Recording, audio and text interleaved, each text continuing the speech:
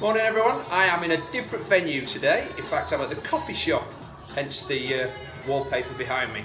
So, somebody reminded me of this the other day. A couple of years ago I was emceeing a presentation at one of the triathlon shows, and my guest was the great Chrissie Wellington. And somebody in the audience asked the question, how many hours of training Chrissie did per week? And Chrissie, in her usual mischievous self, said 168.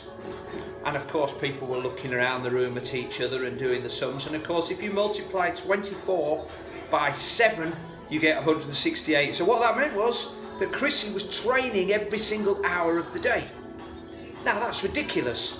Nobody can be swimming, biking and running that many hours in a day, but of course that's not what Chrissie meant. What she meant was that every single hour of the day, even when she wasn't actually swimming, biking and running, contributed something to her overall performance.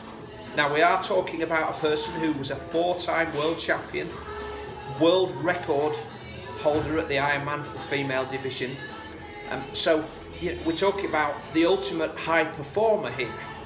And if you break that down, I'm not expecting that you would be on the button 168 hours a week. But it does rather illustrate the fact that it's not just the times when you're actively working out that are important to your overall performance on race day. What you do in between those training sessions is just as important. And if you watch my video the other day about sleep, some of you may have had a wake-up call there, haha, that's not supposed to be a pun, but some of you might have had a wake-up call there, and if in fact you've done the survey, you may have found out that your sleep hygiene and sleep conditions are less than perfect. So sleeping is one area where you can try to squeeze a little bit more out of the training that you're actually doing. Nutrition is another, and not just those two, but also what you do in between when you're eating and sleeping. When you're at work, or even when you're at home and you're not training, resting, sleeping, what else are you doing? Are you rushing around doing household chores all the time, or are you relaxing? Are you messing around on Facebook instead of letting your mind have a rest and reading a book? So, and I know Chrissie tells a story that when she went to work with Brett Sutton, Brett said, "You're going to be brilliant, Chrissie, as long as I can chop your head off," because there was too much stuff going on in here. And when she was in London and she'd started her professional career, in between training she used to poodle off on her bike to go visit friends and have coffee with them, thinking that that was chilling out.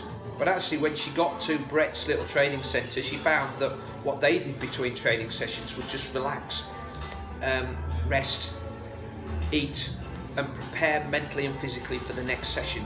Now again, I'm not expecting you guys as age group triathletes with other things in your lives to do that, but if you did an audit of how you lived your life, I'm sure you would find lots of areas where you can actually improve the value of the actual training that you do. So why not give it a try? See how close you can get to 168 hours. Yeah, that's right, 168 hours of everything contributing to your training. All right, that's it for this week. Thanks to Mike, who reminded me of that story. You know who you are, Mike. And I'll be back on Friday with some more stuff for you. So see you then. I'm going to finish my coffee now.